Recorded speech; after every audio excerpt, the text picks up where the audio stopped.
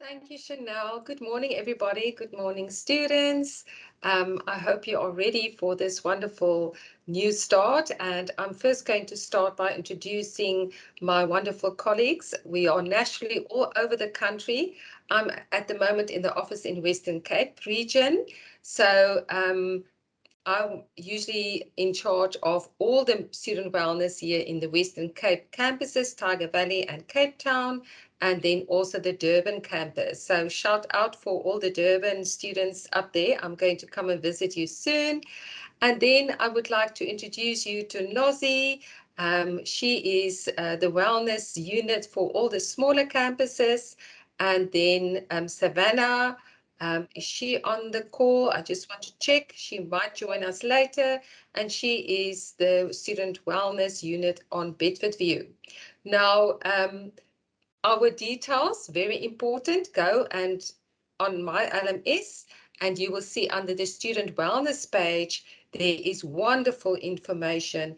The team members, our contact numbers, how to make an appointment, and all the wonderful activities we provide for you to make sure you enjoy your journey. Now, this morning, I'm going to show you a short, like a miracle recipe for you to have student success and to enjoy and to cope with your studies. We're going to talk about a very important aspect, and that is emotional intelligence and how that can play a role in my student success. Now, after this morning, you might know what is emotional intelligence, but we also say EQ. It's not IQ. IQ, yes, is your intellectual disability to perform well in tests and assessments. But after this morning, you will realize that, you know what, emotional intelligence is much more important, and it will benefit me much more than just my IQ. So let's start and go through our objectives for this morning. First, we're going to talk and ask ourselves, what is student success? Then we're going to explore what is emotional intelligence, the EQ, and then the 5 very important principles of EQ that's going to help you in your journey to be a successful student and to be a happy student. And then we're going to do some practical exercises. Now, before we start and think about what is student success, I want you to look at the following slide. There is 3 very, very important people. Unfortunately, one of them already passed away, and he played a fantastic role in our country. I want you to look at them and think, yo, do I agree that this is success in action? And while you look at that, I'm going to launch now very important question for you, but you must answer for us in the question box, and then we will have a word cloud and see what is the skills that made them successful. The number one skill you think that made Oprah Winfrey, Bill Gates, and Nelson Mandela successful. So I just want to see, is there something happening in the chat box? Wow. People skills, determination, wow, discipline. But I see leadership is really, oh, determination is now the winner. So let's wait and see if we can get a conclusion. There's a competition now. Is it leadership? Is it determination? I see patience, self-discipline, consistency. And what's very important as we look at these skills, I want you to reflect and ask yourself, what about me? Do I have determination? Do I have leadership? Do I have people skills? But it seems like at this stage, the winner is determination. I want you now to think of student success. You are starting your journey here at Eduvos, and it might feel this morning like it's going to be Mount Everest, you're busy climbing. And yes, indeed, it is quite a challenge, and it's going to ask a lot of determination from you. Yes, and a lot of other skills.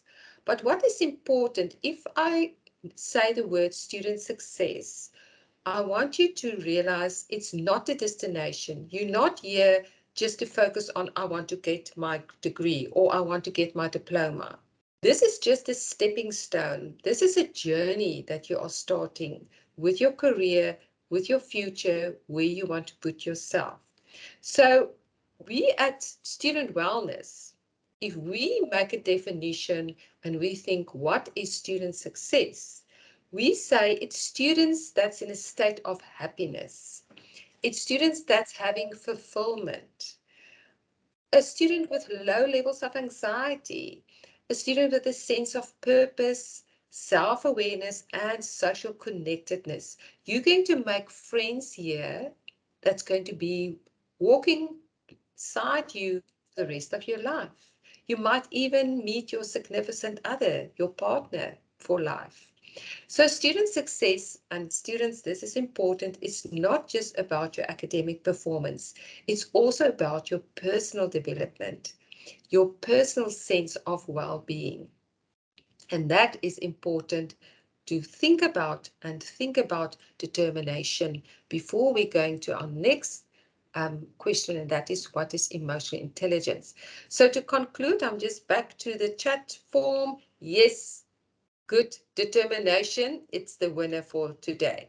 So what is emotional intelligence? Now you will see we talk about EQ. EQ is much more important than your IQ, because your EQ will help you to perform in academic assessments. And that is your ability to understand yourself. It's your ability to manage your own emotions and also the people around you. You know, sometimes you sit in a social interaction with somebody and suddenly you feel like, oh, this is an awkward moment. What is going on here? Something's not right. And then with your emotional intelligence, you will be able to explore and get an idea. Oh, I just insulted this person without realizing it. It's also to know that when you have a feeling, what is these emotions? What do they mean for me? And if I'm irritated, if I'm stressed, how does it affect the people around me? So it's quite a big, elaborative definition, but self-awareness is key, and we will talk about that later. It's one of the 5 building blocks of emotional intelligence. Now, students, let's go on. The building blocks of your emotional intelligence. I'm going to briefly touch on each one of them. At the end of this session, I will give you a very nice checklist where you can evaluate these 5 building blocks and also start working on them.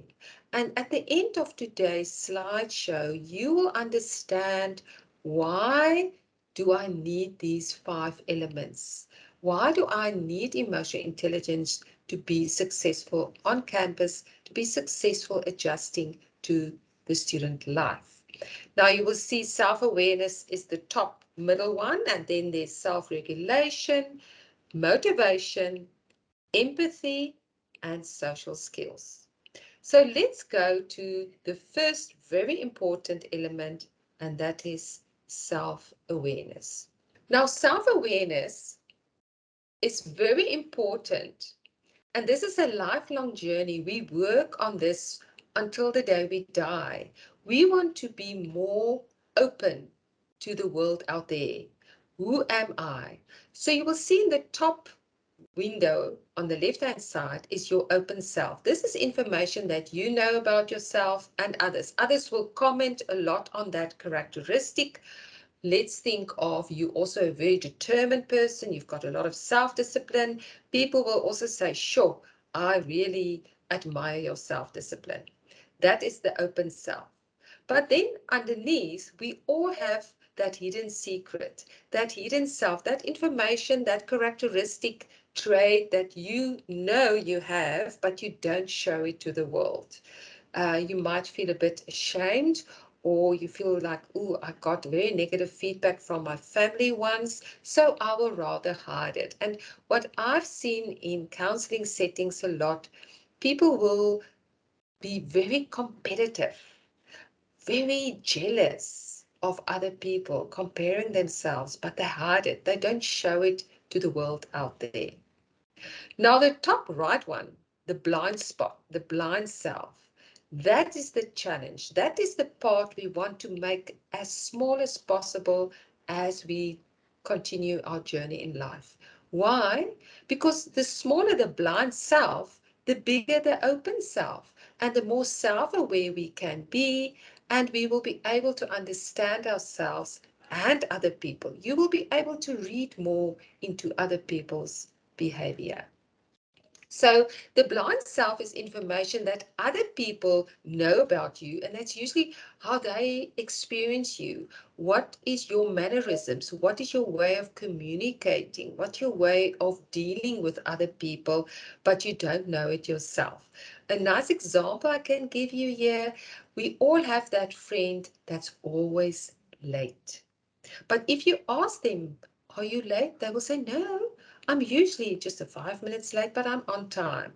The reason why they don't perceive themselves as latecomers is because they focus on their intention. Their intention is to be on time, so they blindside themselves and don't realize that they're actually irritating you because they're always late. And then the unknown self is the part that we or other people don't know about ourselves. Remember, our brains are huge with information and we only use 30%. So there's a big part that's unknown to all. So can you now understand, if I work on my self-awareness and I can make my blind self smaller, that I will have the ability to engage more with people on a better, sensible, insightful way. If you've got self-awareness and you can read and understand other people, can you see that you're first stepping to a successful student life? What about the next element? And that is self-regulation, self-management. If you have an optimistic point of view, you will rather look at the glass half full than half empty. You will know how to contain more hurtful, negative emotions. You will first, when you feel upset, when you feel irritated, when you feel angry, you will just spend a moment trying to process this feeling and trying to understand, due to your high self-awareness, why do I feel so irritated? Why do I feel so frustrated? To give you another example, there will be lecturers that will irritate you, that will really put a lot of pressure on you, and you will feel very angry and annoyed. If you can sit down and ask yourself, why do I feel so annoyed with this lecturer? Is it because the work are quite challenging and I didn't do my part last week, so I'm behind? And to be honest with yourself.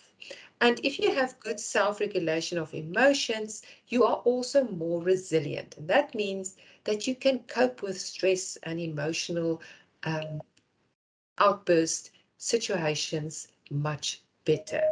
You can see the other side. If you have low emotional intelligence, you will spill over quite a lot emotionally. You will feel uncontrollable. You might feel emotional unstable at times and be in confrontations and conflict situations much more.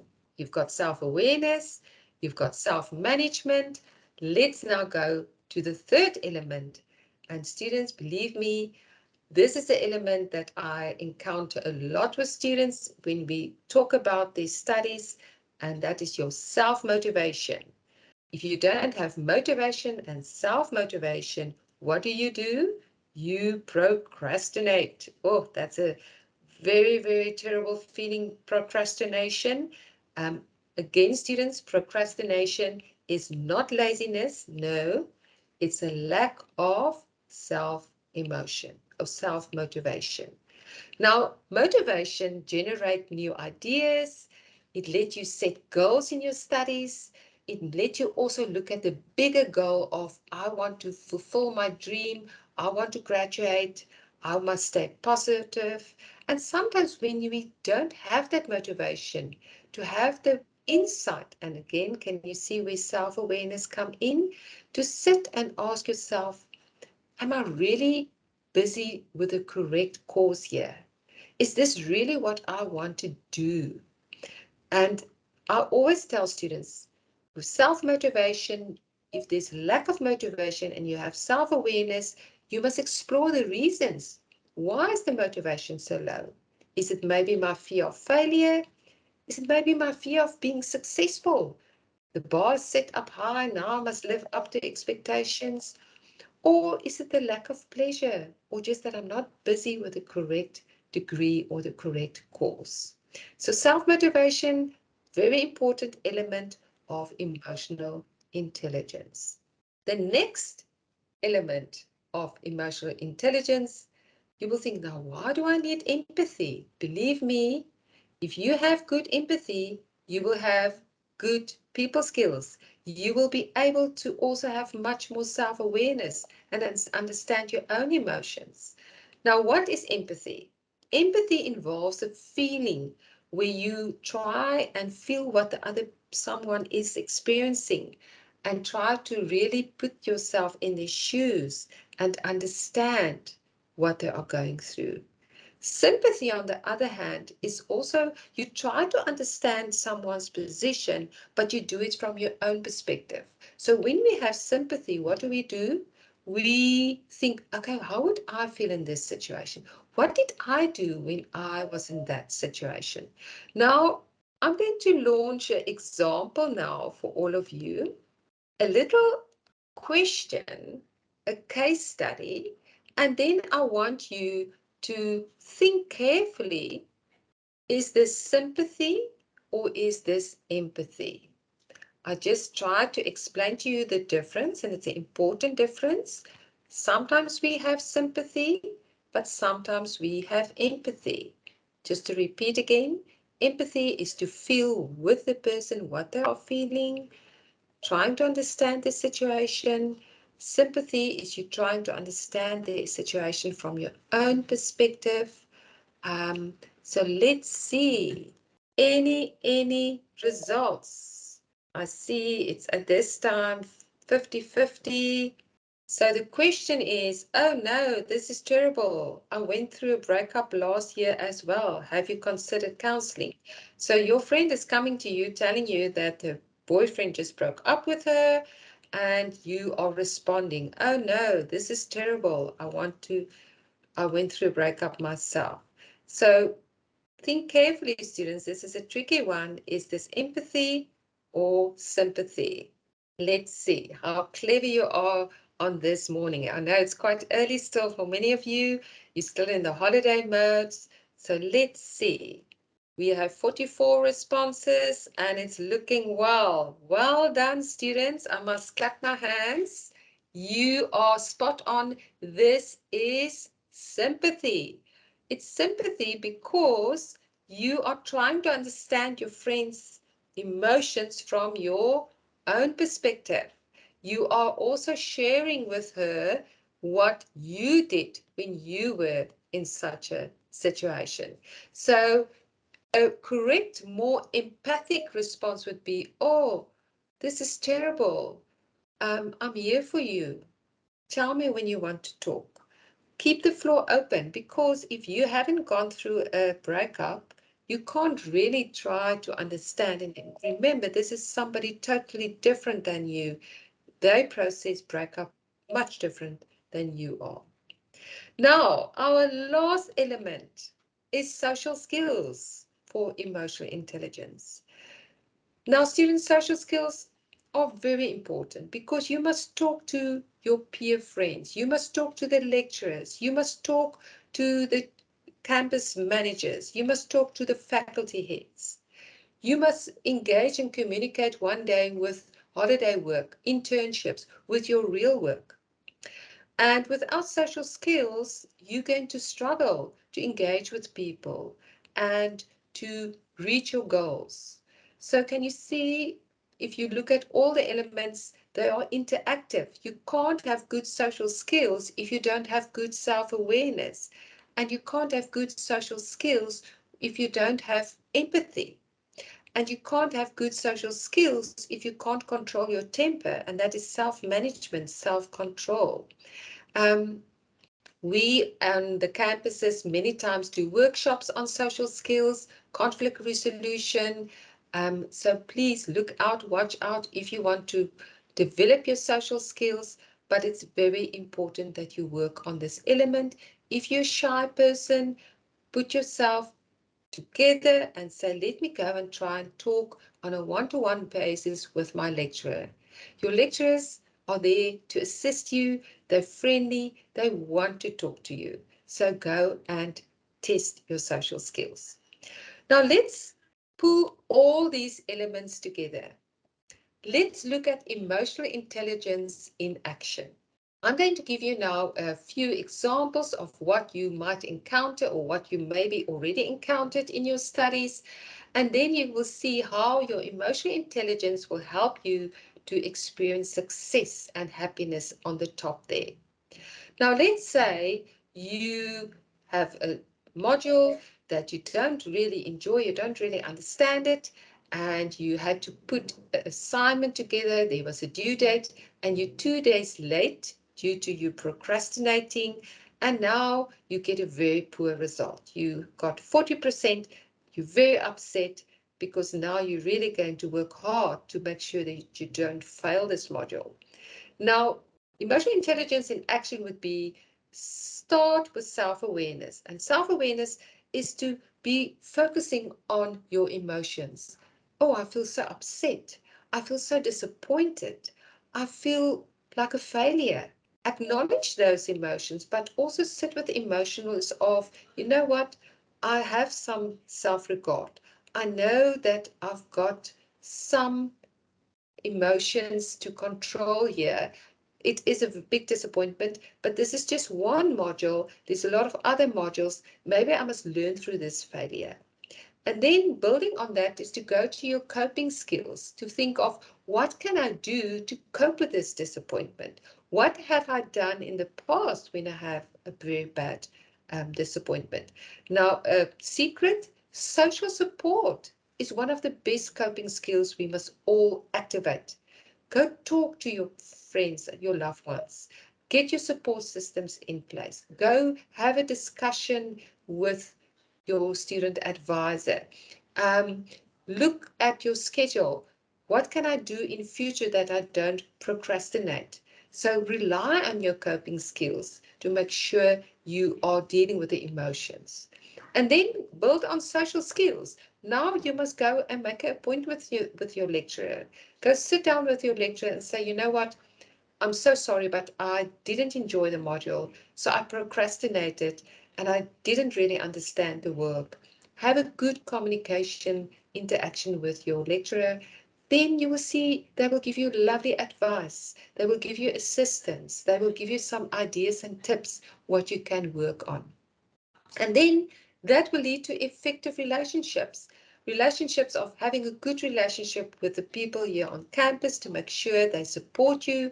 Also to have good relationships maybe with a nice study group. To say, you know what, maybe I must get other friends in my class and let's create a study group and say we will work together on assignments to motivate each other.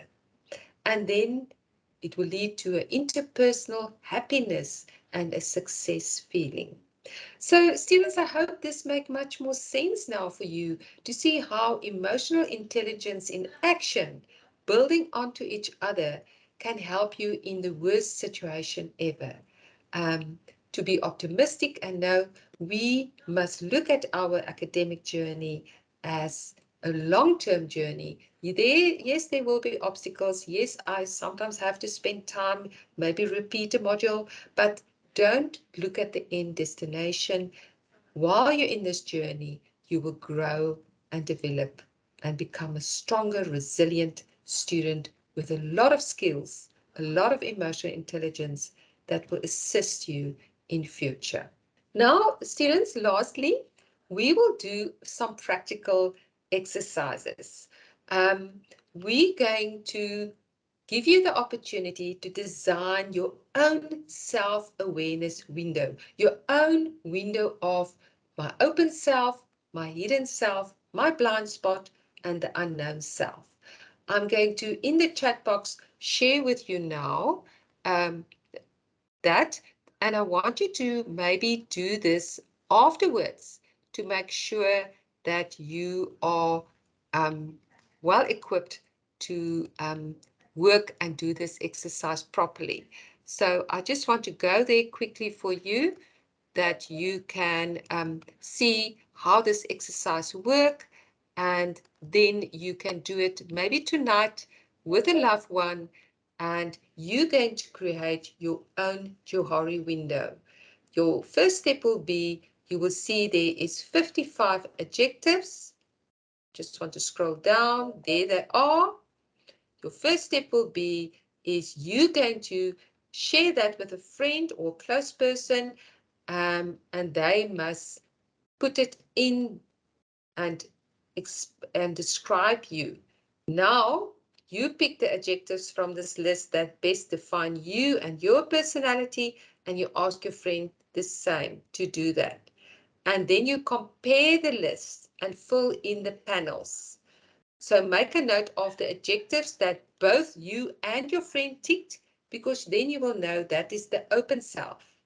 Then make a list of the adjectives that your friends have ticked but you did not. That is very important and very interesting information, because that's blind spot aspects of you, what friends experience from you but you do not. And then you go to your list and you look at those adjectives that only you ticked but your friend didn't tick, and you will know that is your hidden self. And those that's left will go to the unknown self. I hope you're very excited to do this exercise. This is really a very nice exercise to do. Um, I will now share it in the chat box, and then students, I would like to share with you also an emotional intelligence checklist, also a checklist that you can go and do tonight. It will give you a score on all the 5 elements, and if you have a score underneath 20, you know that is an element that you must develop and work on. Thank you so much, Kone, for that lovely presentation. I would like to welcome all the students on the call. My name is Nozi, and I'm the counselor for the smaller campuses. I'm going to present on how having a fixed mindset can limit you, especially being a student. So Kone touched on student success, and she touched on that we shouldn't only focus on us graduating, but it's a journey. So I'm going to show you how having a fixed mindset can also limit you from opportunities. So today I'm going to present on what it is to have a fixed mindset, what is a fixed mindset. I'm also going to touch on what it is to have a growth mindset, examples of a growth mindset as well, and mindset tips that I will give you that are more practical for you as students. But for now, let me share a video that I found very interesting, that it speaks about we can learn anything. I mean, when you think about it, you learned how to walk, you learned how to talk. So we are all born with a clean slate, and anything that we acquire is knowledge that we learn. So please just let's watch the video.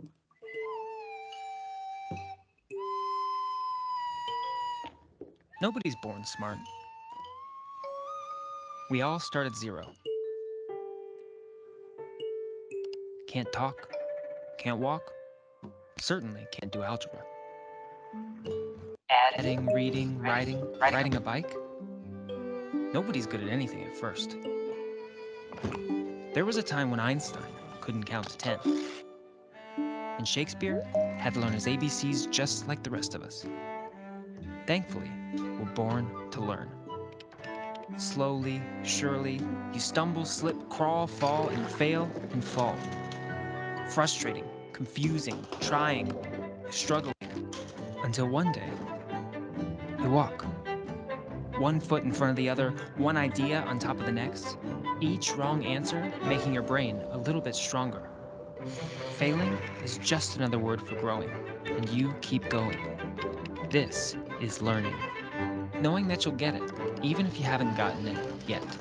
Because the most beautiful, complex concepts in the whole universe are built on basic ideas that anyone anywhere can understand. Whoever you are, wherever you are, you only have to know one thing. You can learn anything. I just thought it was a nice video to say that we can really learn anything that we put our minds to. So sometimes having a fixed mindset can limit you from opportunities and from that learning. So next slide, I'm going to show you, or rather define, what fixed mindset is and also what a growth mindset is. So a fixed mindset is one that assumes abilities and understanding are relatively fixed. So those with a fixed mindset rather, may not believe that intelligence can be enhanced, or that you can either have it or you don't when it comes to abilities and talents. So this is partially true, and it's a bit of both. You do need talent as a person, you do need that innate intelligence, but you also can acquire intelligence through learning, right? That is having a growth mindset. So a growth mindset is someone who understands that abilities and understanding can be developed. I mean, that's essentially why you are in school. So those with a growth mindset believe that they can get smarter, more intelligent, and more talented through putting in time and also effort. And this is essentially what it means to be a student. You go through your first year, some of you are doing pre-degree, you do different modules through the different blocks. You also acquire that knowledge and intelligence as you go, with the time that you put into study and with effort that you put into study, right? So a growth mindset for a student, it's very crucial. You can, fixed mindset and growth mindset can coexist, but we'd rather have you guys focus on the growth mindset. So I'm just going to show you examples of how having a growth and fixed mindset can also inhibit or limit you from seeing the bigger picture or having a different thinking capacity as well. So your alarm doesn't go off, or maybe you've hit a snooze button for a number of times and you oversleep. You jump out of bed and you race into your clothes, skipping any part of your morning ritual that isn't completely necessary before racing outside to catch the bus. As you run to the street, you see that the bus is pulling away and you know you're going to be late. For someone with a fixed mindset, this scenario might just ruin their whole day. They might feel angry with themselves or look for someone or something else to blame. On the other hand, someone with a growth mindset is more likely to think about the root cause of the mess they are in. So, considering how to avoid it next time, maybe um, your alarm can be more louder or either sleeping earlier. So those are things that you can consider when you have a growth mindset, so that you can avoid the same issue from happening again. So the point is, someone with a growth mindset will think about ways to fix the problem because they believe it is fixable. Whereas someone with a fixed mindset would just say, my day is ruined. And then you start being less productive than what you're hoping for, right? Second example, you are in an evaluation with your lecturer and you receive negative feedback. Your lecturer thinks you aren't putting in enough effort and you're making too many mistakes, or that you're simply not competent enough to handle your module. Someone with a fixed mindset may decide that their lecturer has no idea what they're talking about and completely ignore the feedback. Alternatively, they might agree with their lecturer and think, I just can't do anything right, no matter what it takes, right? Someone with a growth mindset would respond to be more serious about this feedback. They would evaluate it objectively and seek out more information, so that they can get to the bottom of it, or the bottom of how they are not understanding the module or they are not competent in the module.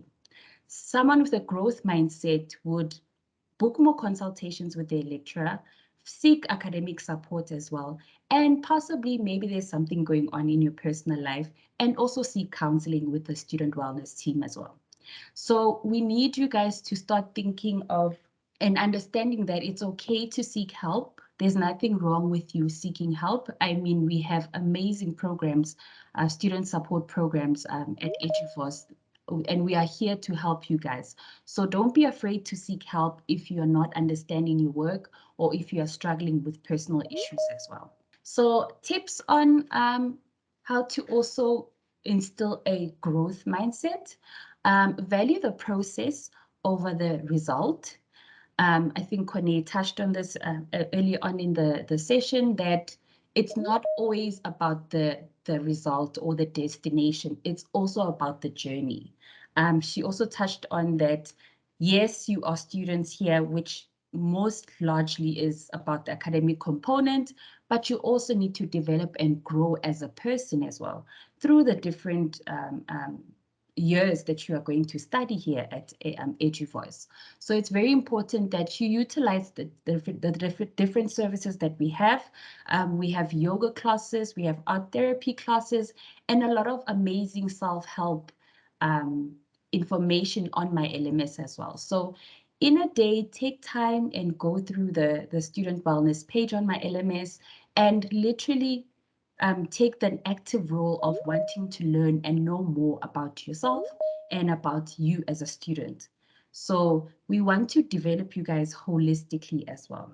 So also view challenges as opportunities. If you know that, okay, I'm struggling with biochemistry, then seek help with your lecturer, seek help with academic support. There are really different ways that you can get assistance as well. And also celebrate growth. I know some people don't like change, but celebrating that, oh, I'm thinking of things differently now is actually a good thing. So I want you guys to really try to instill a growth mindset and be intentional with your how you want to study throughout this journey as a student at Eduvos. And then I want to also advise you guys on how to start, like I said, being intentional with instilling a growth mindset. So asking your lecturer or your teacher to demonstrate a new way to do either a math module for those of you who are doing maths or any other module that you have, and also volunteering answers in class even when you aren't sure. Sometimes that's where the learning curve is, because yes, sometimes students get shy in asking questions, but also volunteer and have that teachable spirit. It's always good. And then asking a question, even if it might seem basic or some people might say it's stupid, ask that question. And I'm sure even in your lecturer classes, lecturers are always willing for you to learn. Think about learning as something that you collaborate together. So even if you feel like the question might be basic, please feel free to ask it. And also seek out problems that will push you instead of problems that keep them safe in a comfort zone. I know some of you are going to be doing your first year. It's a completely new environment for you. So try not to limit yourself by staying in that comfort zone, but think about this as a learning curve and go out there and seek opportunities as well. So I'm going to share another video. I think it was interesting how some of the most successful people that we know worldwide and even in South Africa have really also had stumbling blocks and failures. But the only difference is they saw their failures as opportunities. So they had more of a growth mindset instead of a fixed mindset.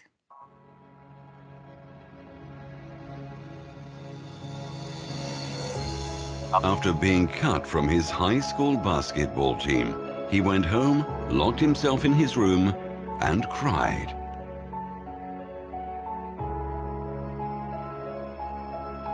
He wasn't able to speak until he was almost 4 years old, and his teachers said he would never amount to much.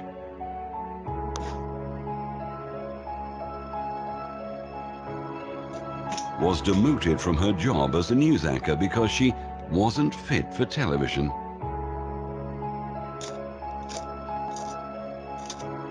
Fired from a newspaper for having no original ideas.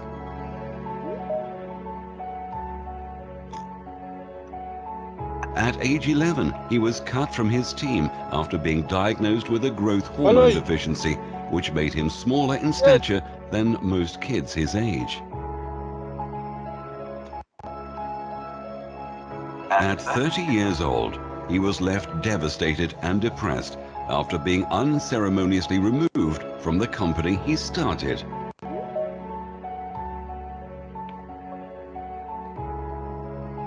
A high school dropout whose personal struggles with drugs and poverty culminated in an unsuccessful suicide attempt.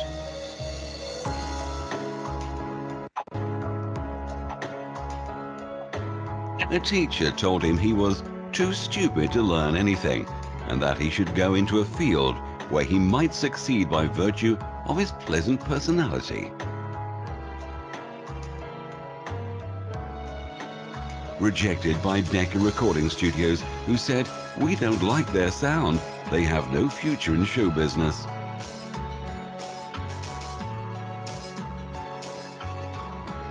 His first book was rejected by 27 publishers.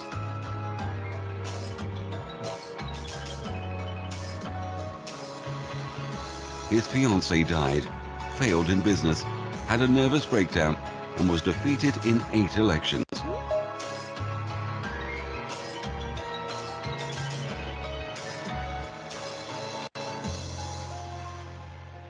If you've never failed, you've never tried anything new. I think we all gathered what we can take out of the video that we just watched. If you never failed in anything, then it means you have a fixed mindset. It means that you are not trying to start something. You're not trying to reinvent or really think out of the box. Someone said when we started, when COVID hit South Africa, that COVID has literally assisted us in removing the box altogether. We don't think out of the box now, we remove the box altogether. So I think that's what we should take from the video, to say you really need to be intentional and seek out new ideas in how you want to learn, right? So in the chat box, can you write any other famous people that you think have a growth mindset, either in South Africa or worldwide as well? You can write on the chat box for us. Jay Shetty, oh yes, thank you for that. Who else do you think has a growth mindset? You can even think about your own families. Who do you think is mostly influential in your life and possesses growth mindsets as well? Thank you, Itumeleng. Elon Musk, I think, yeah, he's my favorite. Thank you so much for that. Nomzamo Mumbata, she is taking over the world. And I love how she also gives back to the communities and to those who are less fortunate as well. Connie Ferguson, yes, definitely growth mindset. Even after her tragedy, she still looks at life very positively and also is actively learning. Lucas Raps, I'm not sure I'm familiar with him, but so sorry.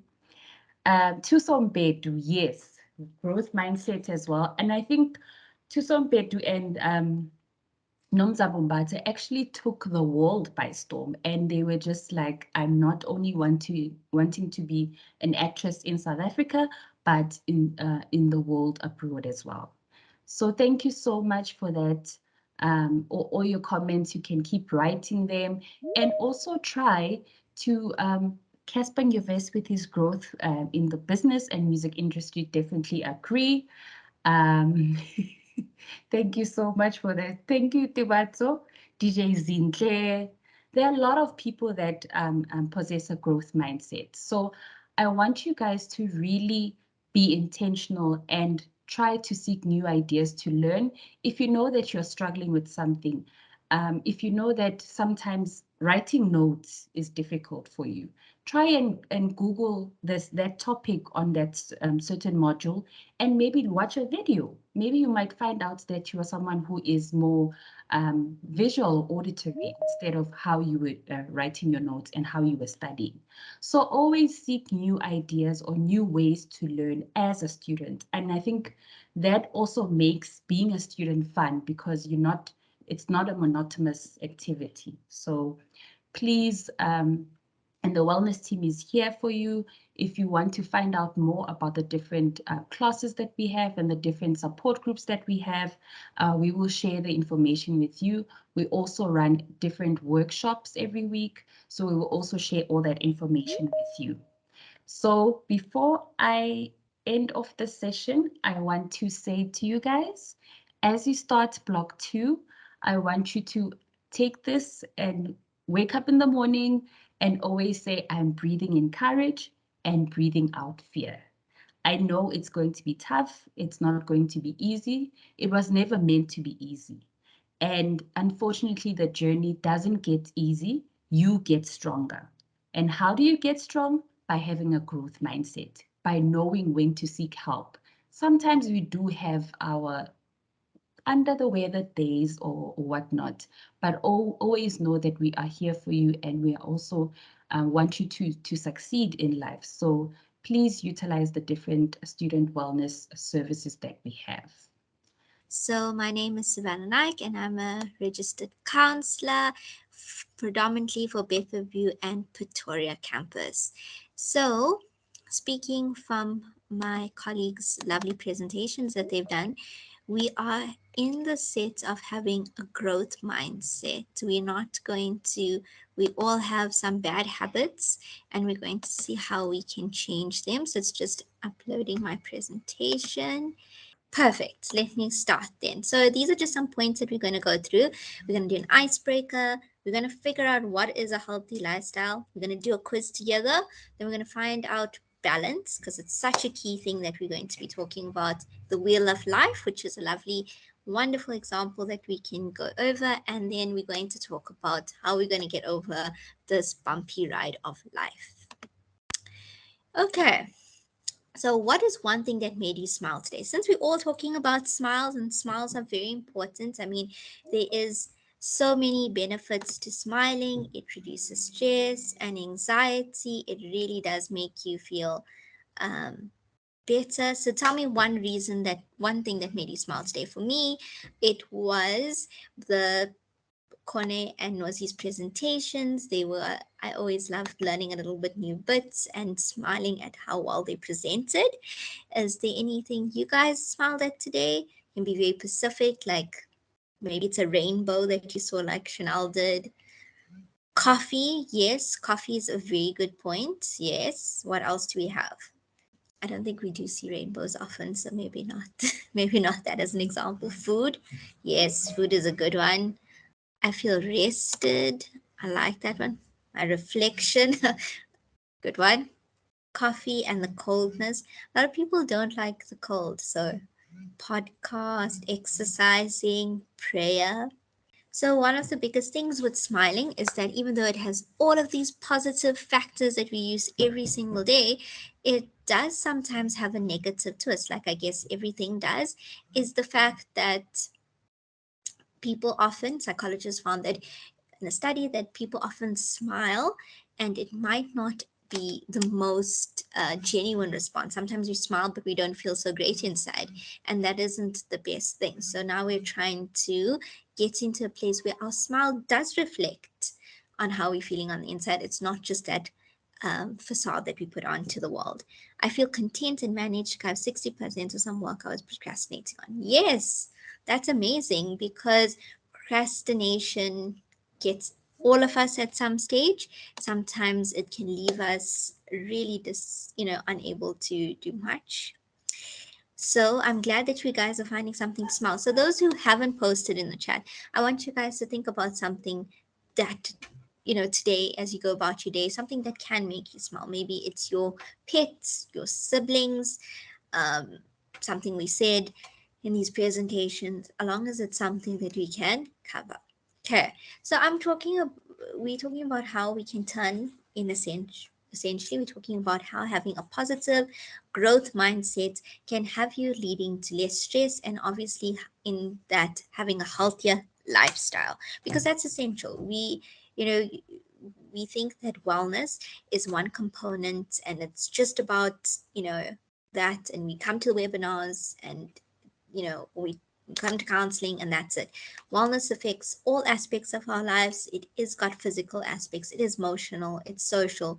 We are trying to incorporate all of it so that we can ensure that you guys able to have a holistic life. So, what is a healthy lifestyle? A way of living that lowers the risk of being seriously ill or dying early. So, stress is the leading cause of heart disease, physical strain, muscle pain. It is probably a leading cause for many things. Uh, and then another one is so we don't want you guys to be seriously ill or feeling like, not the greatest, which we all do at a point. And but now we're going to see what we're going to do about that. Okay, a way of living that helps you enjoy more aspects of your life. Uh, this is, we don't want you just to get through day by day. We want you to enjoy it. Maybe you're not going to enjoy a random accounting lecture in the, or maybe you're not going to be very happy if you're a graphic design student and you're doing all your intense projects and stuff at the end of the block, but we want to enjoy most aspects of your life. So if it is just having a break or actually engaging in your lectures, coming to our multiple wellness activities that we have, engaging in academic support webinars and employability, um, joining clubs with SRC and such. We want you to be able to have the best and enjoy it and not just be, oh, it could be better. A lot of things could be. It's having more of a optimistic view. A way of living that helps your whole family or anyone around you, essentially. So this is taken from the World Health Organization. I love using them as the big example because it is really setting the standards of healthy life. It isn't just one aspect of it. A healthy lifestyle is to be free of disease. No, it's taking into account actually enjoying the quality of your life. And there's multiple ways that we can be doing that. Okay, so I'm gonna put it, you guys can put in the chat box. What do you think is one way that you can have a healthy lifestyle? So I've got some examples on the side of my presentation. So it's getting no sleep, staying mindful. We'll talk more about that.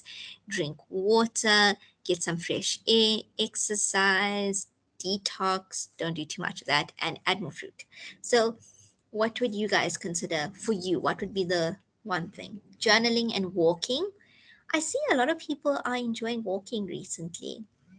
And guys, when I say exercise or walking, please don't mean that you're going to start training for the Comrades Marathon, but maybe just going outside, meditation, exercise. The gym is very helpful, beneficial.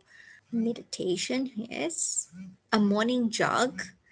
I don't know how people get up so early in the morning, like 4 o'clock, and they busy sprinting around. Breathing exercises, being in the presence in meditation, yes. Bible study and prayer, I think I missed that one. But yes, guys, those are all things that can help with a healthy lifestyle. And sometimes I feel that we take it for granted. We went to that one aloe lesson and people explained it, and we were like, yeah, we know it now. We don't need to hear it again. But essentially, it's something that we keep having to check in on, constantly have to go through.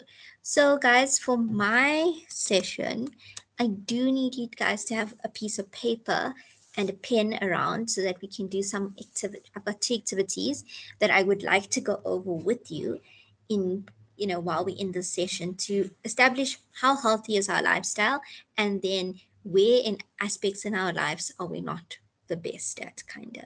So if you guys can just grab a piece of paper, a pen, a pencil, and yeah, we're going to go over it. So I'm going to give you a little, about 2 minutes, and then we're going to start. Okay, so I'm assuming that you guys do. So I'm just going to start explaining while you might be getting it, I think. Okay, so let's see how healthy our lifestyles are. Each question, rate yourself out of 5. Okay, so 5 is the best. Like For example, our question number one, I avoid excess sugar. You never have sugar, you don't have sugar in your tea, your coffee, you don't have sweets or anything. So you're a five, right?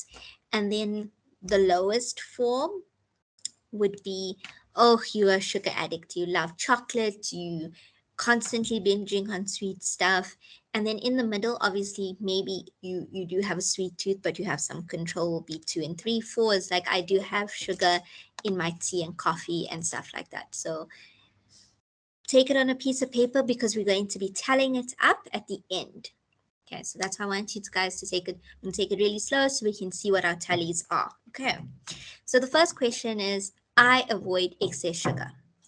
So rated out of five. Why?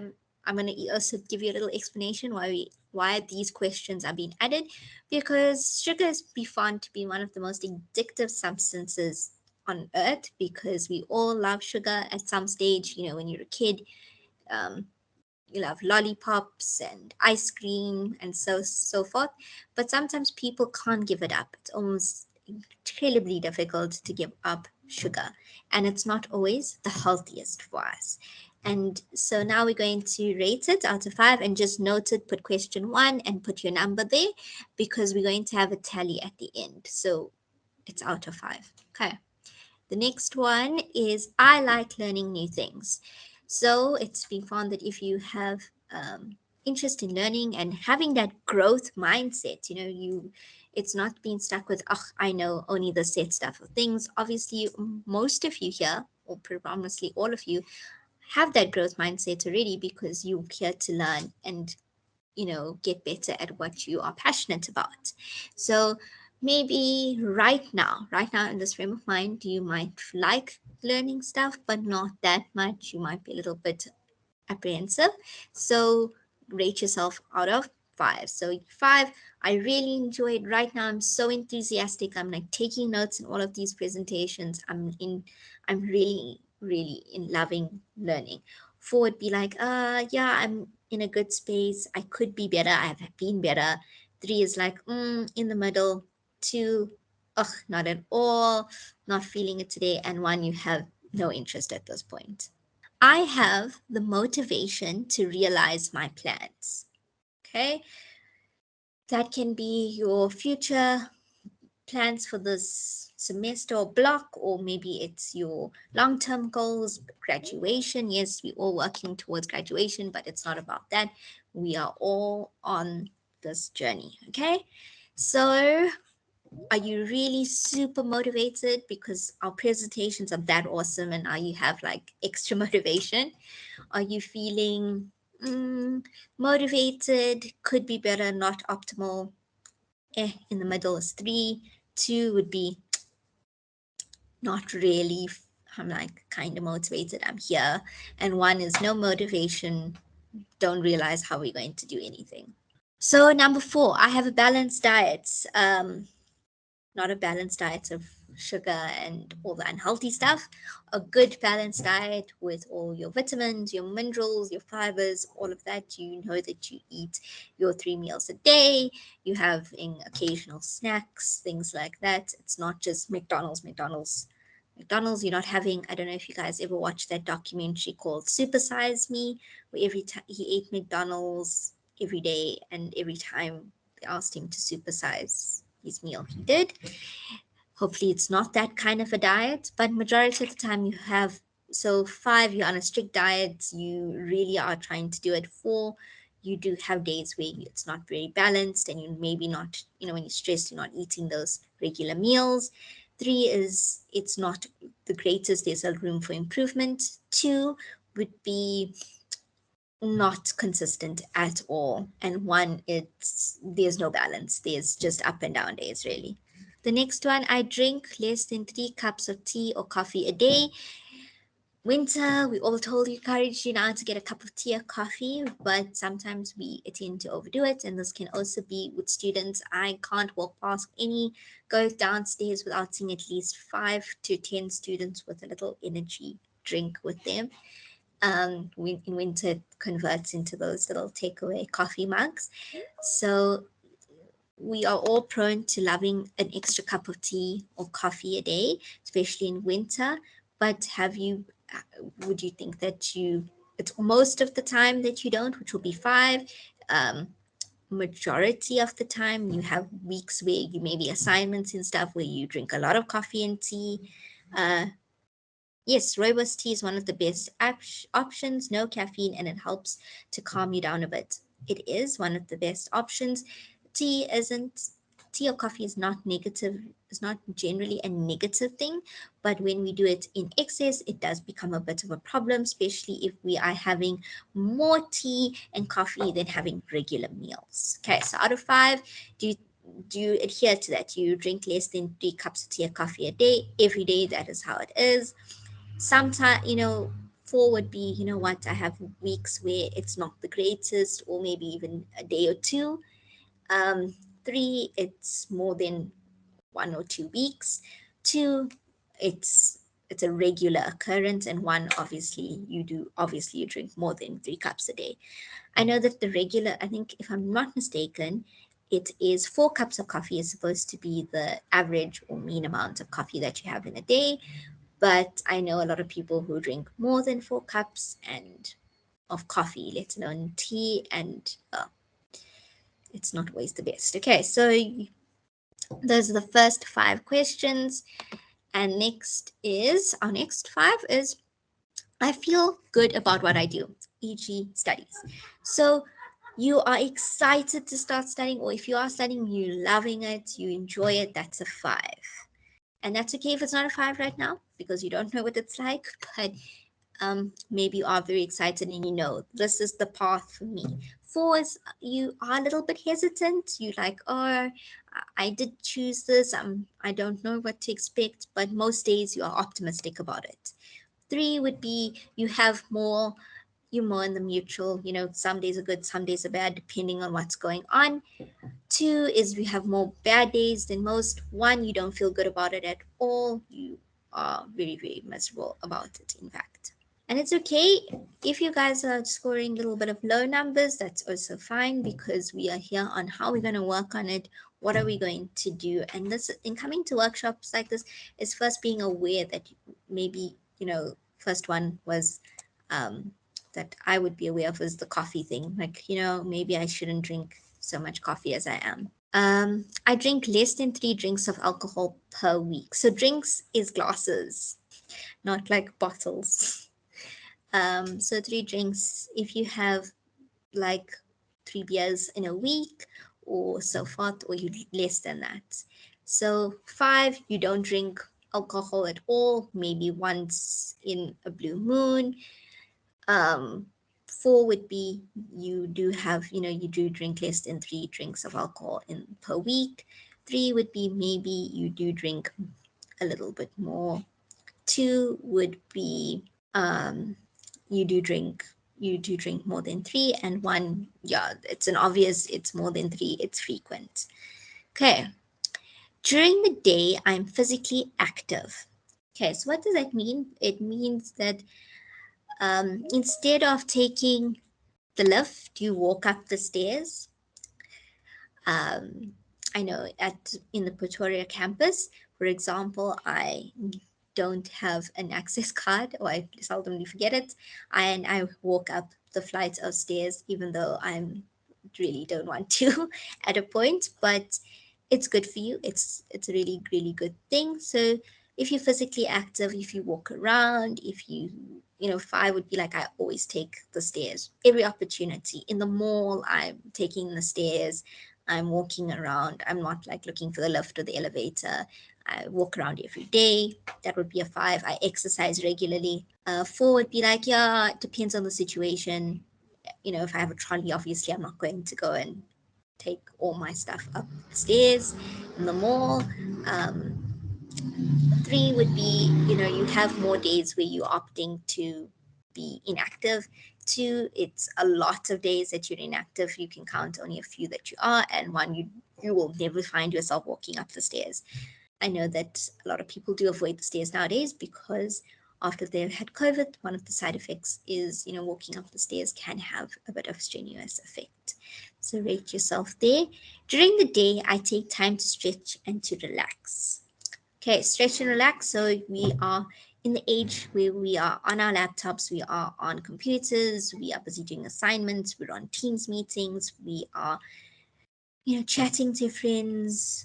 You know, some people are really into computer gaming, and you spend a lot of time sitting down and playing games, being on your computer, being on social media and such, and you don't really take time to stretch. Just get up, move around. I think I've like moved my arms around quite a lot in this presentation, so um, something like that. Relax, taking a deep breath, things like that. So if I would be, you do that all the time. Four would be, what, some days, you just get really stuck into it and you don't have it. Three would be more days of doing that and you actually forget to stretch and relax. Two would be seldom you do it, and one probably not at all, or maybe once in a blue moon kind of thing. I exercise at least once a week. Hmm. There is no judgment of what kind of exercise is. Also, if it's yoga, yoga is very beneficial. Running, jogging, walking around once a week, the gym, any of that. So if you do it at least once a week, give yourself a five. If it's less than once a week, maybe you go on a park run every 2 weeks or a month, give yourself a four. Three, let's say it's about, you know, maybe less than you at least exercise once a month for three. Two, twice a month, once in 2 months. And then, yeah, you don't even know when the last time you exercise would be a one. Look, guys, like I keep saying, it's okay if you're scoring really low. We are going to see where we can improve on that. Okay. Okay, once I get to bed, I fall asleep easily. Okay, so five would be, every day, get into bed, straight to bed, done.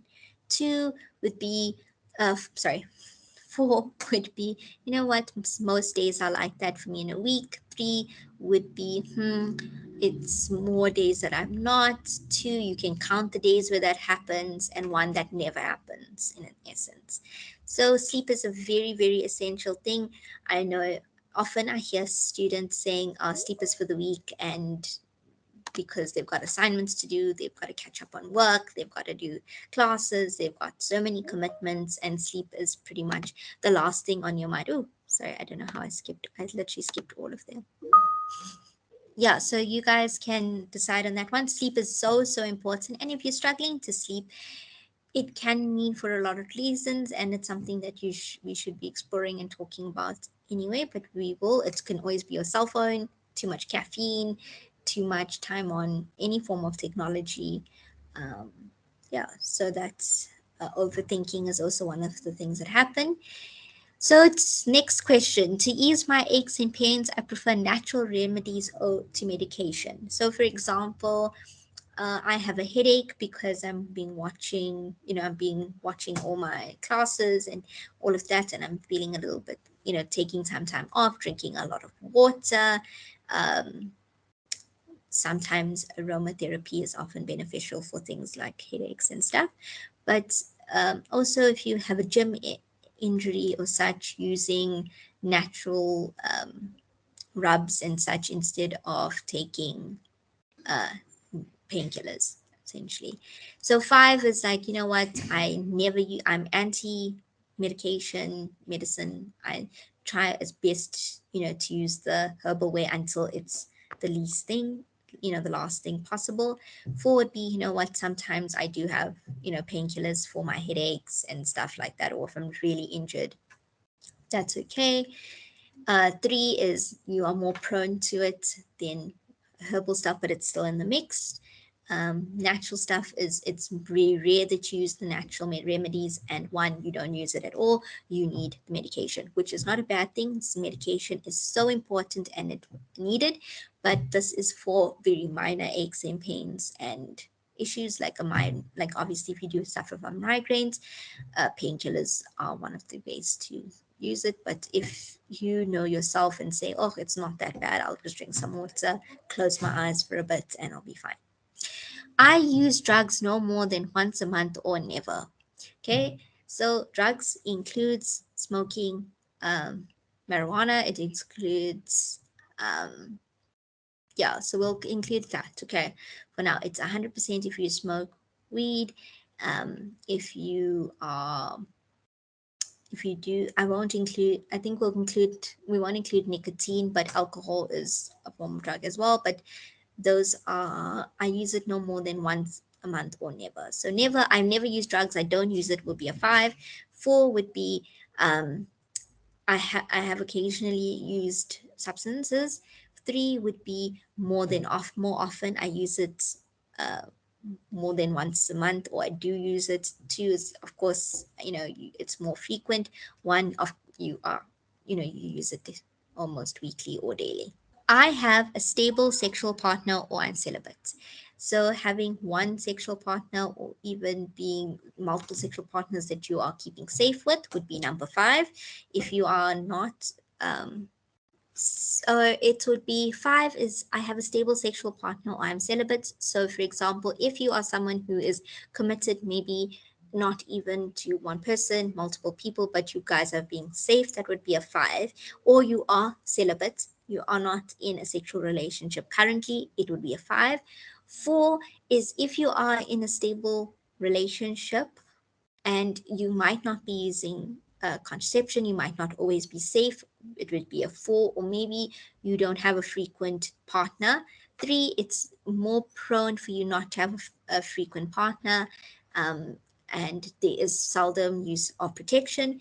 2, there is no, it's more, it's very, very common that you have multiple partners, then, and you're not using 2. So 2 would be you frequently have more partners and you are not using contraception. And 1, it is not something that you consider contraception or having one stable partner. Okay, rank it out. Obviously, it is take control of the slide. Let's not take control of the slides again, because then I have to redo it. It is on slide 7.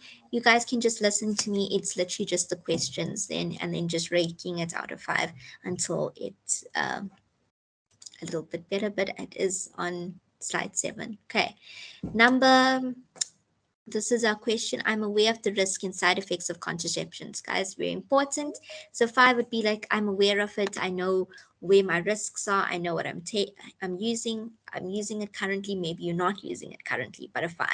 4 would be, maybe not all of them. You are certain of some. 3 would be, you're aware of a few, but you don't use it. 2 would be, yes, I'm not aware of most of them. I'm only aware of 1 or 2, and even that is not comprehensive enough for me, and I don't make use of it. 1 is you don't make use of it and you're not aware of it at all. Okay, so now we're on slide 8 of 18, and we are, this is our last set of questions. So 20 questions. That is the total number of questions that this quiz was taking. And then we are going to score ourselves because each question was basically out of 5. And we're going to score ourselves and then see where we are sitting at. Okay.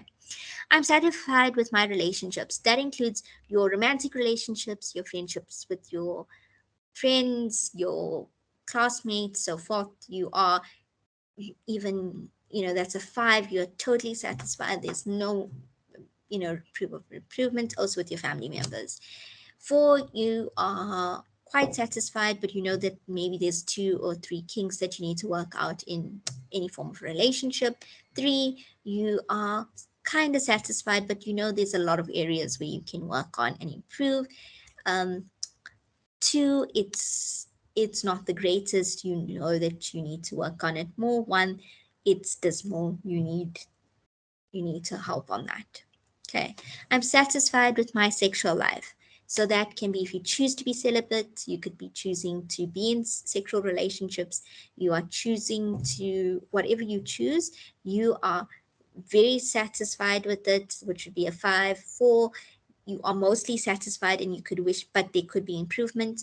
It's okay, but there is quite a bit of room for improvement. 2, it's just, yeah, it's something, but it needs a lot of improvement, and one definitely need improvements. It's needed.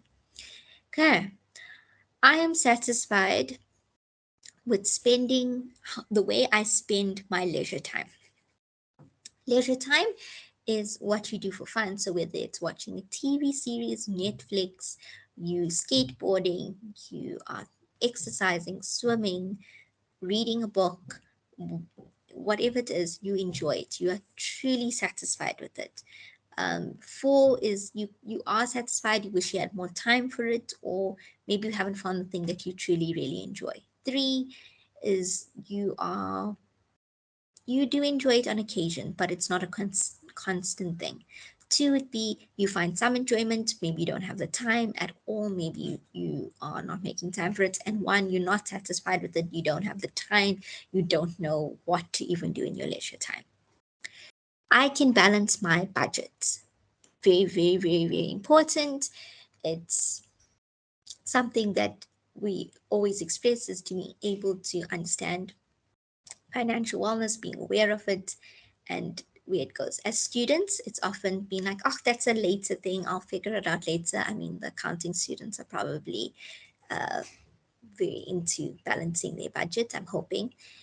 But it's for everyone. Balancing your budget is such an important, integral part of your life because it's something that you're going to be using lifelong.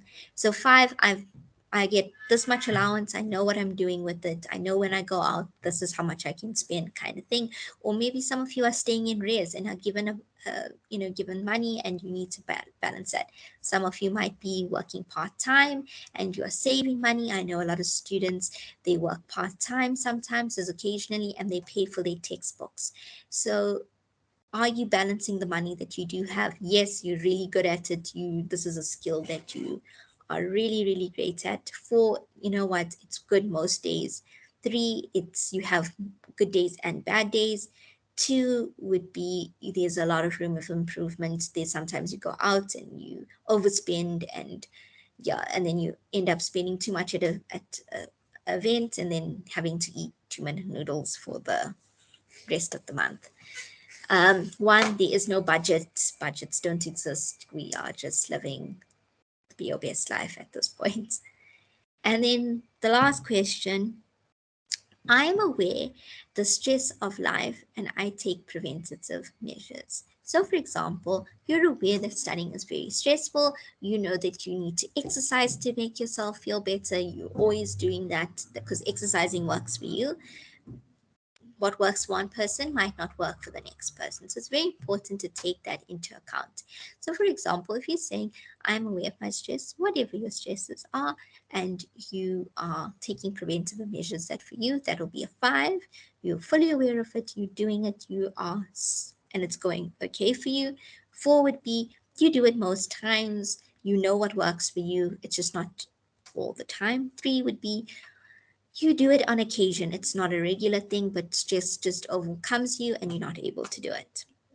Two would be most times or not, you are not aware of the stresses and you hardly ever take the precautionary measures. And one would be you never do it. You don't know what to do. You are stuck and stumbled by it. That's okay. We're going to figure it out. Let us check our scores. Okay, so guys, if you've been following, can you guys tally up how much you did on each slide? So each slide, you should have some totals. Are you guys struggling? You can put it in the chat box if you are struggling. Okay, is everyone good? Just put in the chat box if you guys are all good and you're getting what's going on. Okay, so you can just say yes, thumbs up, all good, all good. Yeah, I like all of these, all good. So all good. So you have guys got totals out of 100, if I'm not mistaken. Guys, if you'd like to share your amounts, you are more than welcome to. It's nothing to be afraid of or nervous, but if you don't want to, it's completely fine, as long as you know for yourself what it is. And then I'm just going to go over it with you now. Oh, okay, someone did share 753. Well done. Let me just do it on my side.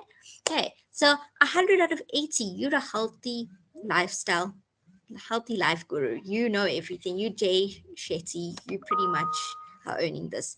So 79 to 60, amazing. Some improvements are needed. I see that. 69 would be, so then 59 to 40 need some extra work. And then 39 to 0, you need to make some positive changes. Yeah, good guys. I'm really, really glad. 80, 64, but I know how to improve and think things tools. We're just lazy during the holidays. That happens, yeah. 70. Can we get the slide? Yeah, sure. I think we'll be able to share later on. 66, 53. That's good. We need some extra work there. Okay, cool. Thank you guys for sharing this. We're going to still do 57. Well done, guys. Thank you for taking the time and effort to do this as well and responding. It's such a it's such a easy little task that we often forget and we need to just evaluate. So this took into account a number of aspects in our lives, obviously our healthy living, our sleep patterns, how we're feeling and stuff. And I can see you guys are doing okay. But if you guys do need any help, the wellness team is here to support you. We do have material online for you guys also so that you can be informed. Okay. So the next part is also another activity that I'm going to do with you guys. Ooh, good scores. Like, I really like this. So I need to definitely come to the people who are getting more than 80s and stuff because I can always use improvement myself. Um, taking stairs more often is one of them.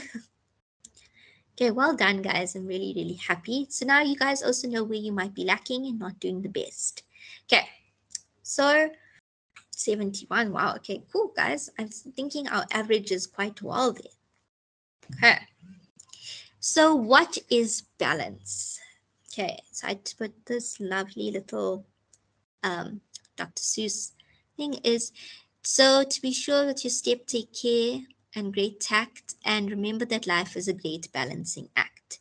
So I think that best summarizes, I know Dr. Seuss, a bit of a controversial character at times, but often the best remedy in situations is saying life is full of, we have many hats and balls that we always have up in the air. We have school, we have our personal life, our parents expect certain things from us. I see the scores are still coming in, and while I speak, that's really great, guys. I'm really happy. So there's always room for improvement. No one has gotten 100%.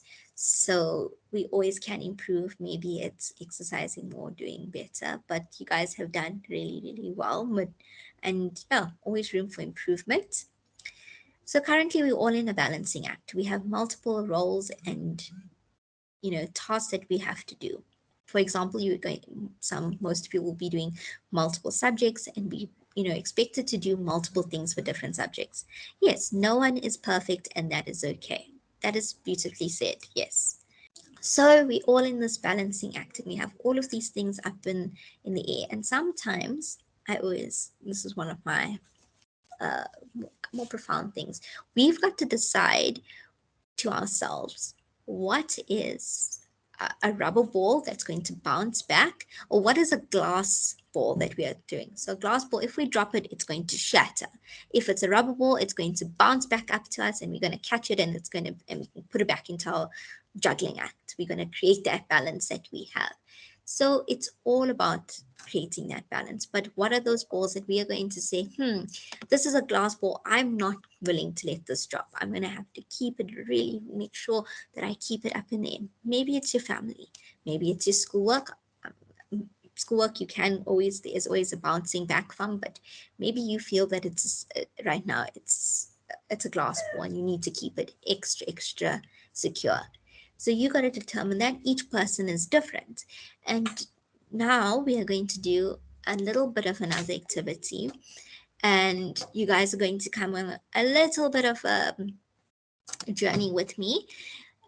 Please excuse my I have a lot of metaphors. So let's go for a ride together. Okay, so I chose this very yellow beetle as my car. So imagine your dream car. I just thought this car was cute. It literally was the only reason I put it on. It's cute because its wheels are like daisies. So I thought it was cute. But think of your favorite car, any car that you want. Maybe it's that Ford Mustang, it's a Lamborghini, it's a Maserati, whatever car that you really, really like, the dream car of yours. We're going to get onto this, into this dream car of yours, and we're going to go on a little bit of a journey. So, do you guys have that dream car? Maybe you guys like to tell me your dream cars. I'm always interested in hearing other people's dream cars. So, I love the Volkswagen Beetle. So I always use that as an example. But yeah, what is your dream car, guys?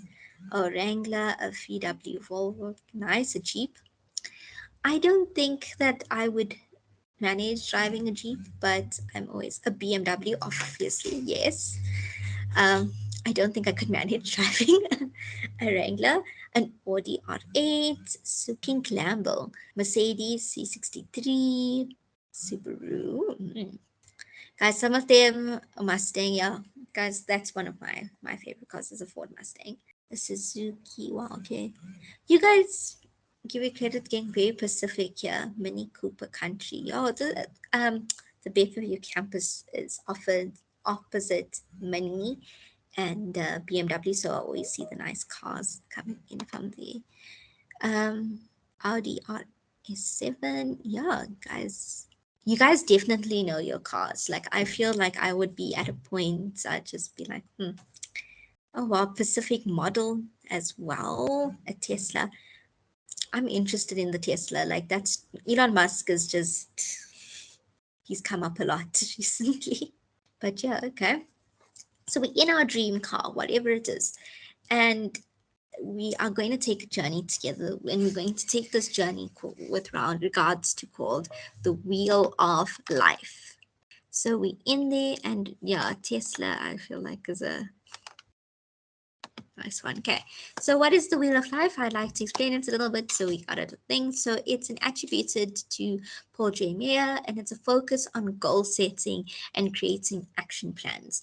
So we often use this in it's often used in counseling and so forth, and there's a little picture of it. It's not very clear, but the next one's a bigger picture so we can do it together. So it is separated into multiple different categories. So it is like a wheel, like the old fashioned bicycle wheel, and we divide it into different categories. So today we're going to divide it into categories, and we're going to do it together. And I'm going to explain a little bit with you, and we're going to take some time to do it. Okay, so why do we do this Wheel of Life? It's because essentially we need to see what's going on with you. Where are you lacking and so forth. So in the Wheel of Life, there is friends and family, which is the orange tab.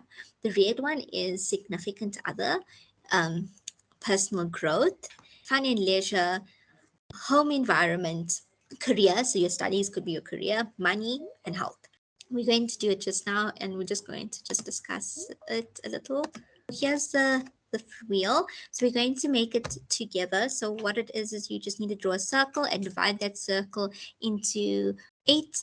And we're going to, when to do that, you're going to divide it, and then we're going to work from there. So basically, each thing we can scale it on a number from 0, which would be poor, and then 10, and then you're going to mark it off in there. 10 would be it's amazing, so your line would be meeting, that's the end of your circle.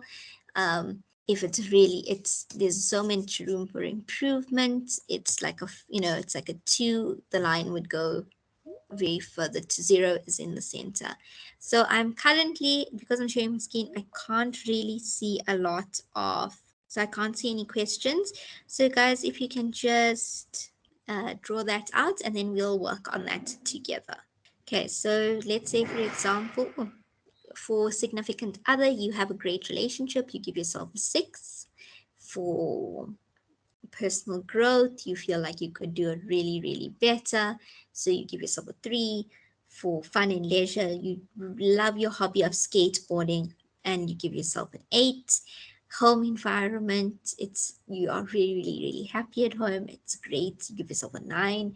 You're not too sure where you're going to go with your career and stuff, so you give yourself a 4. You are maybe the general thing would be, as a student, you're not the best right now with money, and you want to do better, so you can maybe like a 3. Health, you are feeling very healthy, and you have great relationships with your friend and family. So it is high. So if you can mark it off, I'm going to give you guys a few seconds to do it because it does take some time to think about it and draw out. So Savannah, there's a question in the chat. I just want to get to it. What if the section doesn't apply to you, like career or specific partner? Okay, so career, it will apply to you. So it is for all the students. How do you feel about your studies and your career goals? Are you feeling great about it? Significant other, it is if you might not have a significant other, and that can make you feel great because you're not looking for someone, or you don't have a significant other and it's something that you don't feel great about right now. So it does apply. So these are general things that does apply to each of you. So even if you yeah, so career would be definitely focused on, yeah, so is it marking out of 10? Yes, it's out of 10. So 10 would be great, 5 would be the middle point, 0 would be not great at all. So someone's screen froze. That's okay. So I'll just explain it again. So we're doing this wheel of life, and it is divided into different aspects that is part of our life. For example, our family and friends, significant other, personal growth, fun and leisure. It's divided into all of these things in our lives. We can either have a great aspect to it, so it'll be a 10. If you can see, there's a 0 to a 10 there. So you could be on a 10 and have the best personal growth at this point in time in your life. Uh, all of it does apply to you. So, for example, significant other, if you have one and it's good, great. If you don't have one and you're also still happy with it, that's fine. If you do have a significant you don't have significant other and it's something you do want, you might then score lower. Career is what you're studying currently. So whether you are happy with the career field that you chose, the course that you are on, because we're on that path. And yeah, so just rate it out of 10. Okay, guys, so I'm going to just change over. So this is how it'll essentially look. Look, these are different, they use different headings like spirituality and stuff. So as you can see, this is your circle. Then you have what you would rate it out of 8, and you would put a dot there, and then you're going to try and connect all of them. So there's two examples of how it would look. So let's say for health, you've gotten, a large number. 2, see if you can try and connect them. If you can't, that's okay. And that is the point of it. So just see where you can connect and where you can't connect. So for example, in the one example, you can see here on the 2 doesn't really connect with all of them. Here it does kind of connect with everything. They kind of made it work. Barely, but they did. So it should look quite funny, and it's not full circle kind of thing. So now we are still imagining that we are on a car as you join in all of these things. Is you guys okay? Are you all on the same path? You can just put in the chat if you're all good. I don't really get connect them how. So for example, can you see when you put it on it, if it's really close to the end here and it's on an 8, you would have put for significant other, you would have put a cross, and then you're trying to connect it to family and it doesn't really connect because it's a little bit lower. These people tried to connect it, as you can clearly see. They tried to connect it as best as they could. They went down and to try and connect it, which you can do. But the point of it is that you can't connect it at the end of the day because you're not balanced in all aspects of life. No, not a lot of people are connected in all aspects. We are, so yeah, you can put, yeah, if you're all good, do you get it? Do you see it? So most of you should be having that first example on the left hand side of your screen. On the top it's a little block. That's how it should look. It should look all like trying to work but doesn't really. Same, it looks very disorganized and disconnected. Do you guys have that? Oh, good. Okay, so some things you might have done really amazing and have gotten 8s and 9s and 10s. Maybe it's with your health, with your family, and that's great. You know that those are things that you don't need to improve. So I'm just going to go back a bit. So if you score really well with significant other and family and your health, but you've done really, low with money and your, personal growth, then those might be things now where we you need to work on, and we are going to, hopefully we'll work on goals on that. You know that, you know what, I'm going to be attending a, webinars to improve my personal growth. I am very low on fun and leisure stuff. I'm going to sign up for clubs with the SRC and get involved more. um, my career, it's my home environment. Where am I? Do I need to speak to someone about this? Okay. Career, I'm not too certain where I'm going with this. Maybe I need to go to more employability stuff. I'm not feeling great academically, to go to academic support webinars.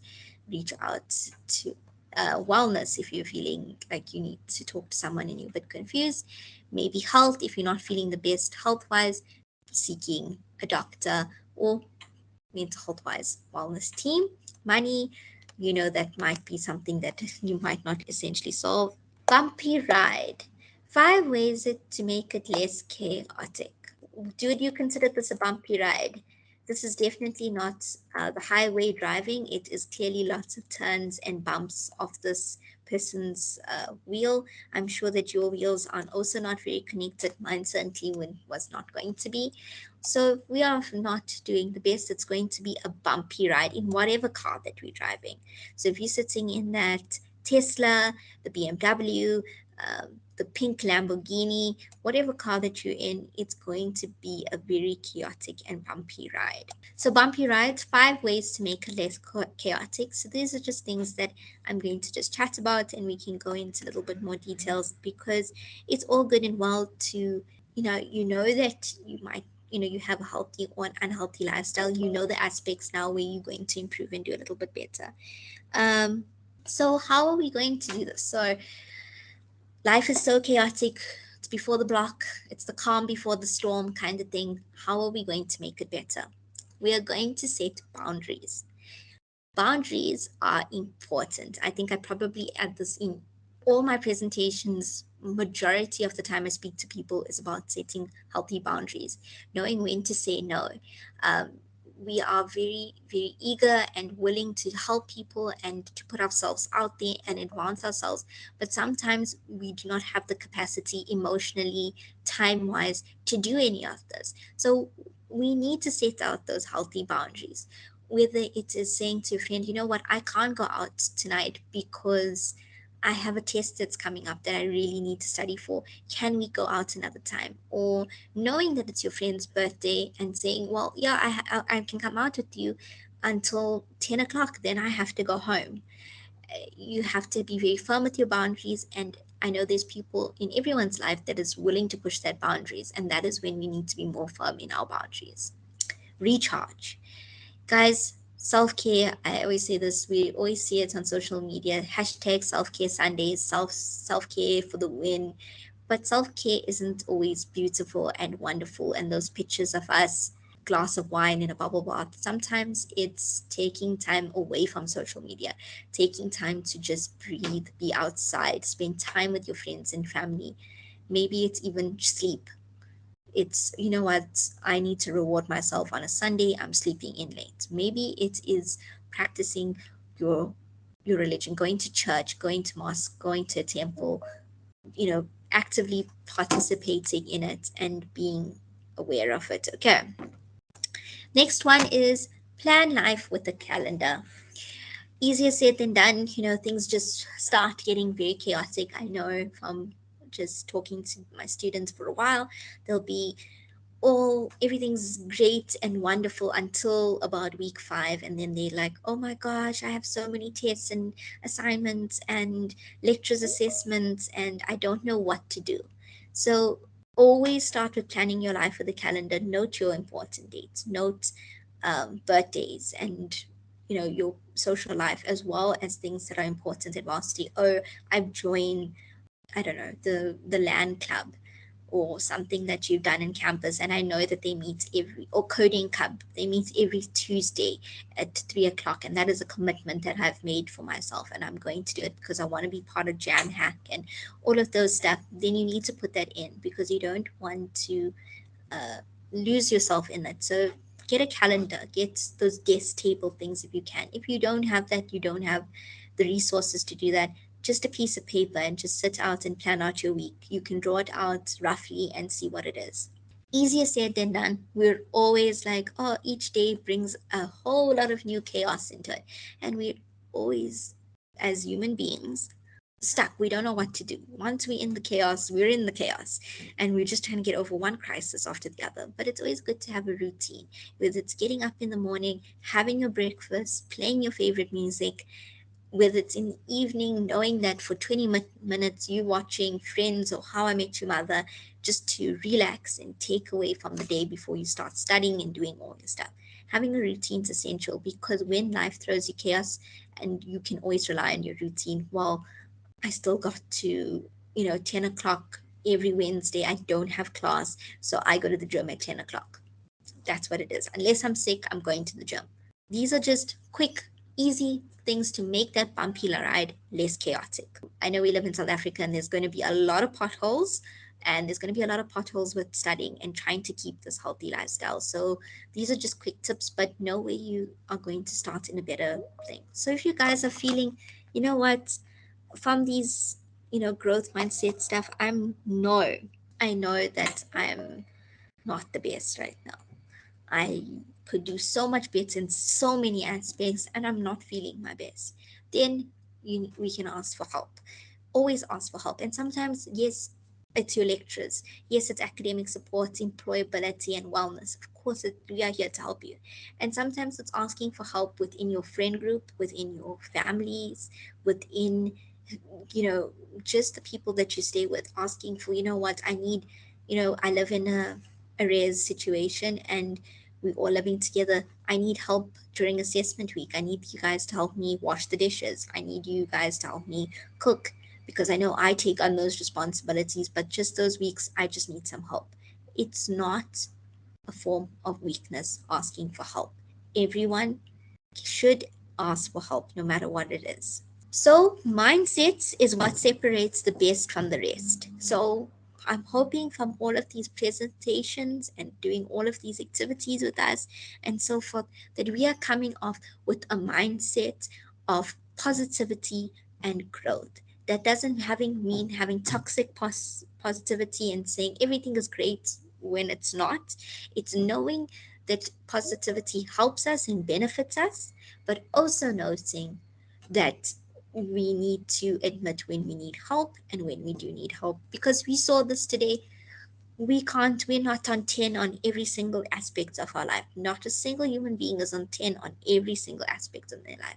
There's always room for improvement, because we are human beings. As someone said in the chat, no one is perfect, and that is okay. So, in case anyone was wondering about all our contact details, so here's our contact details. I've even color coordinated them because I like color. But you guys can take a picture of it. I'll put it in the chat after this. But these are contact details. Nozi, myself, and Kone, our email address, and our WhatsApp numbers to contact us. Always remember, contacts us usually in work hours, so usually from 8 o'clock to, I think, 4:45. We will respond as quick as possible. We also are in sessions for example, we are in this presentation right now, so we might not respond immediately, but we always will do our best to get back to you as soon as possible. So I'm just going to share how to navigate through my LMS as well. So obviously you log on my LMS, and let me just go to the landing page. So this is what you see. You should be able to see academic support, at-risk students, module development, and also work readiness, as well as student wellness. If you don't see the student wellness module, please kindly, you can contact anyone from your the IT at your different campuses, and they will best assist you as well. So you click on student wellness, view course, and depends what you want, right? Or what sort of information you'd like to view on my LMS. So you go to, if you want counseling immediately, you need to say get help now, open the tab, And if it's after 4:30 to 8 o'clock, you can kindly use SADC, Lifeline, as well as Higher Health or DHET helpline.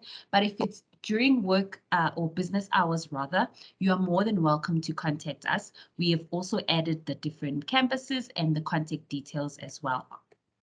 And then if you want to book an appointment, if it's not a case of emergency and you want to book an appointment with us, rather, you can click on this, how to make an appointment. We will show you our different pictures and our different emails once again. And also you can click on the online consent form that we have, and then you fill that form out, and then that form, we will get a notification and contact you within 24 hours once you have sent it. So this is very important. And then on webinars and workshops, like for instance, we have added what we are planning to have in store for you guys for Block 2, and also every webinar and also this workshop as well will be under this tab as well. We have forums as well, where you can interact with students online as well, maybe about, let's say, fighting the stigma against mental health, social media addiction. So you keep that interaction between the students at different campuses. So even if you are from Durban, you can interact with a student from Cape Town. So which is a very nice platform to have as well. And then we also have Empower Me, which is our mentorship program. And if you are a first year, or even if you started last block and you realize that I'm actually not coping, I need someone to take my hand and to guide me and support me as well, to empower me, we can get a mentor for you. You're more than willing to either email any of us, and then we can get you paired with a mentor as well. Please, it's a very nice a program that you can be part of, so please consider it as well. And then we also want you guys to give back to the community. So hashtag we serve our community. We have community club projects that we have at all our different regions. We're currently doing a blanket drive for the KZN floods as well. So please, if you want more information, all the information will be on my LMS under student wellness. So there are different things, even if it's just you don't want to do one-on-one counseling, but you want to give back to the community, or you want to be a mentee, you can always go to the page and be part of the different programs that we have as well. And also a very nice feature, we have added physical wellness. Those of you who are at the Midrand campus, you have yoga classes because we have the facilities here, but we're working on rolling it out to the other campuses physically as well. But you can do yoga classes online. It's a 30-day challenge. If you know that you are struggling with mindfulness, you can always just log on and do the different challenges for that yoga. We also have fitness classes that we'll add here as well. This is for the different campuses, just to keep you energized. And Savannah spoke about physical wellness and staying healthy and being a healthy guru. So this is a nice part to also partake in as well. And we also have self-help resources. So if you know that you are someone who rather learns through self-help tips, you are more than welcome. We have different topics, adjusting to university, how to beat loneliness, depression. We have different quizzes as well. So please just make sure that you use the student wellness page as optimally as you can, and you can even log on a day. Give yourself a day to say, okay, today I'm doing this, tomorrow I'm doing that. You have the information at your disposal, so please use it. Then lastly, we also have support groups at the different campuses. So sometimes, like I said, you don't necessarily want one-on-one sessions, but you'd rather learn through people who you share a common goal or you've been through a similar experience with. So you can be able to join our support groups as well as partake in the forums as well. So like I said, please store the different numbers on your phones. You may never know when you will need it, but we are here for you guys as the Student Wellness team, and we wish you a very fruitful block 2. Chanel, over to you. Thanks, Nosy. I hope everyone's a little bit like um not confused.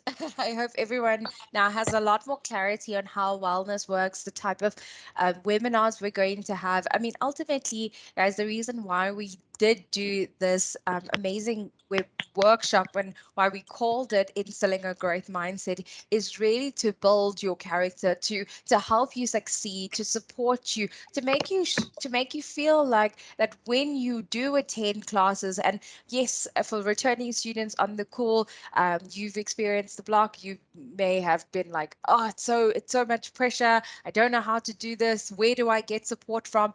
And it's really to just reflect on the sessions that we did today and we're going to be doing tomorrow and Thursday is really about putting more emphasis on your journey as a student, making sure that you are supported, making sure that you know that you are supported, that you have the wellness team, that you have the the, the regional counselors to reach out to, and the academic support and work readiness.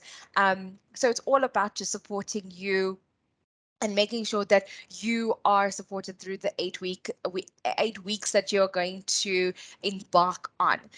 So thanks, Noz, for that. Before we end of the session, I want to play a video, a quick video on. Give me a second. A quick video on academic success because I see a question quickly. Penelope, Hi, Chanel. hi. I'm gonna use the same link tomorrow for No. login. So we are not going to use the same link for today. That's a good question. I'm going to pop the link. So I'm going to, while we have the you guys on the call. So this is the link for tomorrow. Day two link. So this is the link for tomorrow. And then what will also happen is you will get a reminder, and I will also share the link on the Teams channels and the new students. You will get a reminder with tomorrow's link. So you can just copy that, keep that link safe. That is tomorrow's link. So please don't join on today's link, but we will send out the correct communication to join on the right Teams channel. Does that answer your question? Is there any other questions? No, thank you. Okay, you're welcome. Remember all the sessions are recorded. So tomorrow, guys, we are going to be talking about academic success and get, how do you become successful academically? How do we enrich academics? How do we make sure that our academic mindsets are ready for block 2, which is starting next week. So I'm going to play a little video. It's not a promo on for tomorrow, but it's just to get us a little bit hyped and ready for tomorrow's workshop. So it will start at 9. Where can we find the recording for the session? So the recording will be uploaded on the wellness page. It will be uploaded on the orientation induction page. We'll upload it there. I'll also send it to the Teams channels. And then I'll speak to our communications department just to check in if we can send out that the recording for that so that you guys can get it. Okay. Awesome. Okay, so I'm going to play you a little motivational video just to get you hyped up about the rest of the day. If you are writing a supplementary, good luck for the supplementary for the rest of the week. If you're not writing a supplementary, that's okay, which is great. But just something um, just to get yourself motivated for the rest of the week. So give me a second. Keep showing up. If no one invests in you, invest in yourself. If no one believes in you, believe in yourself. Even if you don't see the results right away, keep showing up until you do see the results.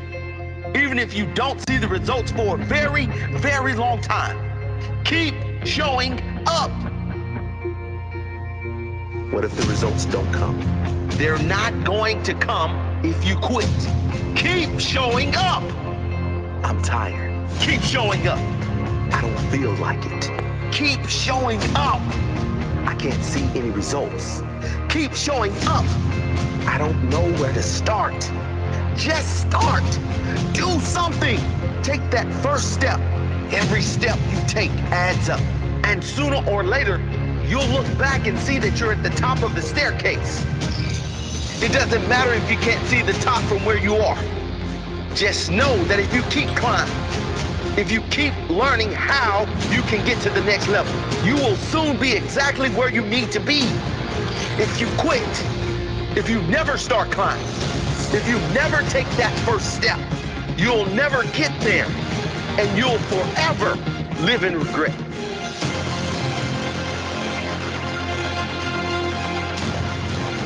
People don't make it because they quit. Full stop. They say they tried everything. Sure, they tried everything. They tried everything but sticking it out. They tried everything but courage to keep going. They tried everything but showing heart when things got hard. They did try quitting. Winners do not quit. They show up. Rain, hail, or shine. They show up when it works, when it's hard. They show up every single damn time. And that right there is the difference. Keep showing up.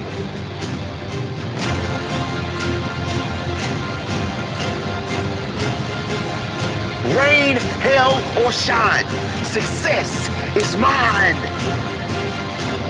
Hard or easy, slow or long, success is mine. Feel like it, don't feel like it. Success is mine. Failure, setbacks, naysayers, success is mine.